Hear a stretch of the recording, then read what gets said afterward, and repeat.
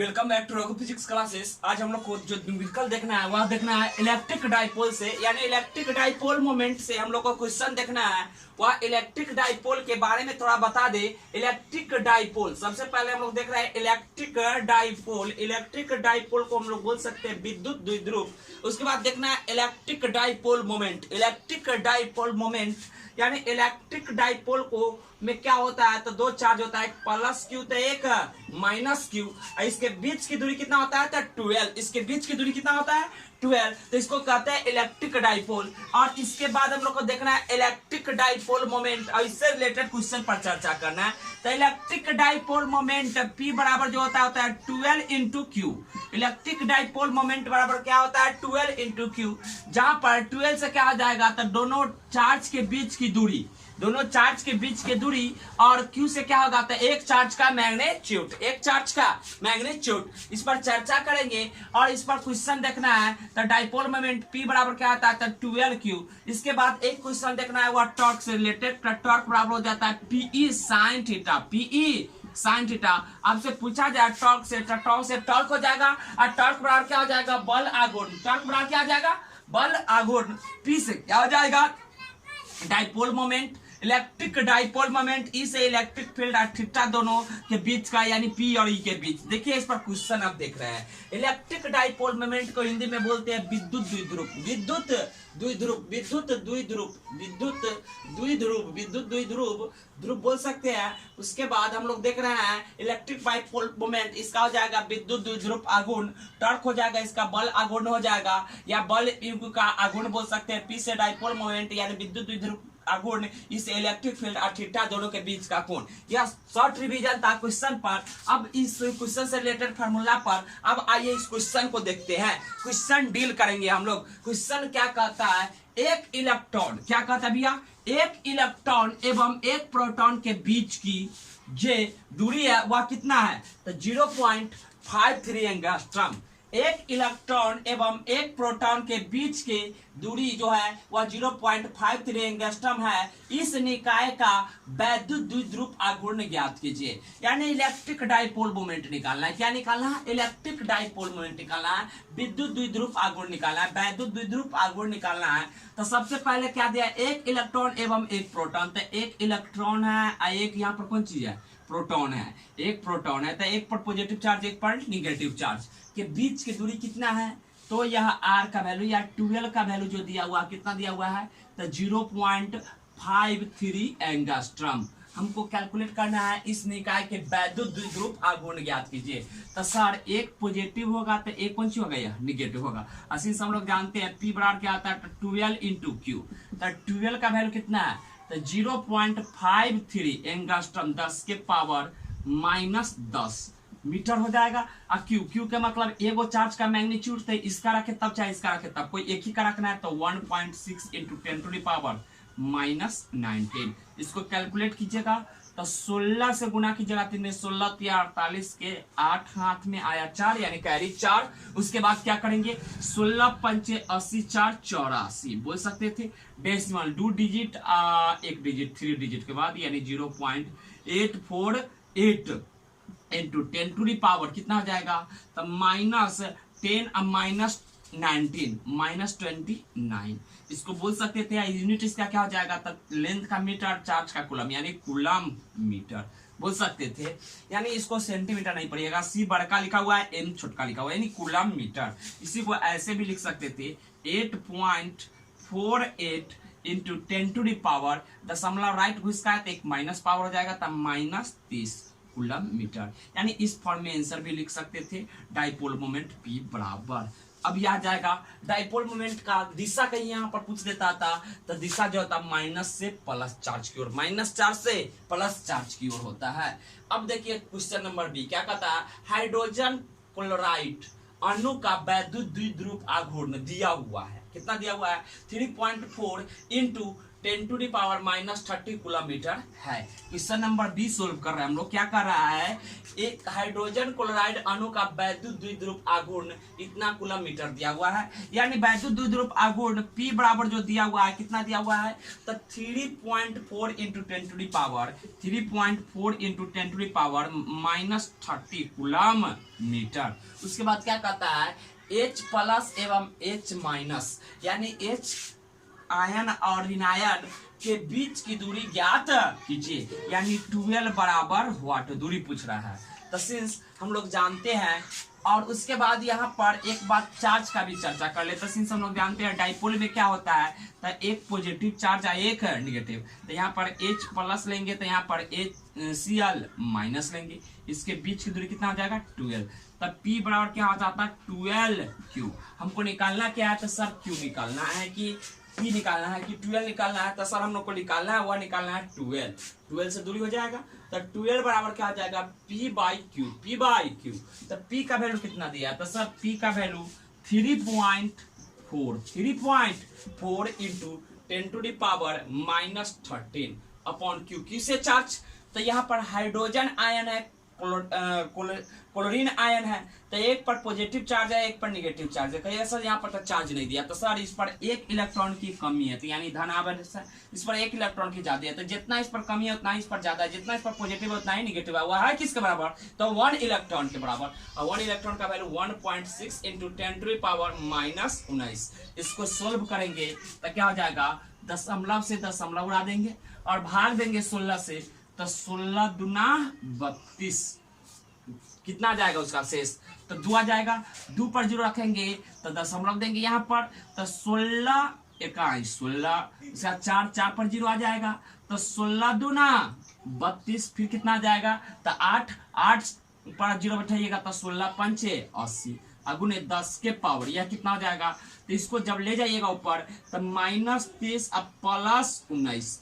It mean 2.125 गुने 10 के power, यह माइनस कितना आना चाहिए, तो 19 जब घटेगा तो माइनस यह 11 आना चाहिए, कितना आना चाहिए 11।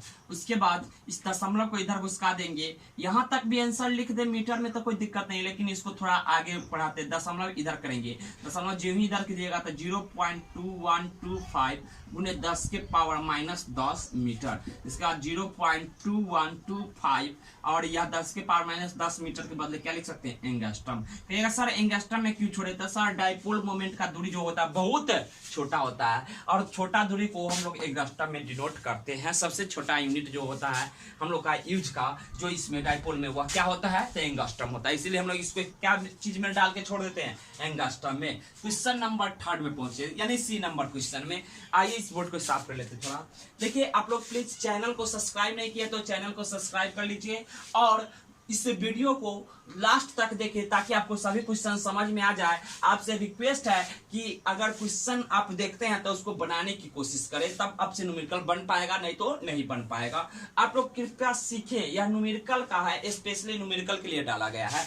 आप लोग चैनल को सब्सक्राइब कीजिए, और ऐसा क्वेश्चन सब जाके आप प्ले लिस्ट में देखिएगा, क्योंकि प्ले लिस्ट में सभी टॉपिक का अलग अलग टॉपिक का अलग अलग क्वेश्चन दिया हुआ है। वहां पर आप सभी क्वेश्चन को डील कर सकते हैं, सभी टाइप का क्वेश्चन होगा फॉर 11th और 12th, यानी 11th और 12th के क्वेश्चन का। हिंदी मीडियम में भी है और इंग्लिश मीडियम में, आप जो मीडियम में देखना चाहते हैं उस मीडियम में देखिए, क्वेश्चन दोनों में है। ऐसे एक पर डाला हुआ प्लेलिस्ट में जाके देखिएगा। ऐसे प्लेलिस्ट का जो है लिंक इसके डिस्क्रिप्शन, इस वीडियो के डिस्क्रिप्शन में दिया रहेगा। क्या कहता है, न्यूटन पर कूलम तीव्रता के वैद्युत क्षेत्र में क्षेत्र से 30 डिग्री कोण पर एक कूलमीटर आघूर्ण का एक वैद्युत द्विध्रुव रखा है। द्विध्रुव पर लगने वाला बल इनके आघूर्ण ज्ञात कीजिए। क्या क्या दे दिया, तो एक 2 कूलम, कितना कहता है, एक 2 न्यूटन पर कूलम तीव्रता के वैद्युत क्षेत्र में, यानी ई का वैल्यू दिया हुआ है। ई का वैल्यू कितना दिया हुआ है, तो सर ई का वैल्यू दिया हुआ है 2 न्यूटन पर कूलम। क्षेत्र में, क्षेत्र से 30 डिग्री कोण पर, 30 डिग्री कोण पर, यानी थीटा का वैल्यू कितना दिया 30 डिग्री, 30 डिग्री कोण पर एक कूलमीटर आघूर्ण का एक वैद्युत द्विध्रुव रखा है। 1 कूलमीटर, यानी यहाँ पर डाइपोल मोमेंट बराबर दिया 1 कूलमीटर। देखिए पढ़ के देखिए, एक कूलम मीटर आघूर्ण का एक वैद्युत द्विध्रुव रखा है। द्विध्रुव पर लगने वाला बल्ब यू का आघूर्ण ज्ञात कीजिए, दैट इज टॉर्क ज्ञात कीजिए। टॉर्क बराबर व्हाट, सिंस हम लोग जानते हैं टॉर्क बराबर क्या होता है, तब P E sine theta, P E sine theta. Torque बराबर क्या होता है, पीई साइन थीटा। तब पी का वैल्यू कितना दिया हुआ, तो सर पी का वैल्यू जो दिया हुआ है 1 दिया हुआ है। ई का वैल्यू कितना दिया, तो ई का वैल्यू सर 2 दिया हुआ है। उसके बाद साइन और थीटा का वैल्यू कितना दिया, तो सर 30 डिग्री दिया। कितना डिग्री, 30 डिग्री। अब कैलकुलेट करेंगे तो 2 इंटू साइन 30 1/2, 2 से 2 कैंसिल यानी 1। और टॉर्क है इसीलिए इसका यूनिट हो जाएगा न्यूटन मीटर। कौन सा हो जाएगा, न्यूटन मीटर। और नहीं तो हम लोग बोल सकते हैं जूल। कौन सी बोल सकते हैं, जूल। न्यूटन मीटर के बाद नहीं कौन सी लिखा होता है, जूल, इसलिए हम ऐसा बोल सकते हैं। अब क्वेश्चन नंबर हम लोग का बच गया, वह क्या बच गया, तो सर डी नंबर क्वेश्चन के बारे में थोड़ा चर्चा कर लेते। क्या कहता है, एक वैद्युत द्विध्रुव 1.0 इंटू 10⁻⁻6 कूलम परिमाण तथा विपरीत प्रकृति के 2 आवेशों से बना है।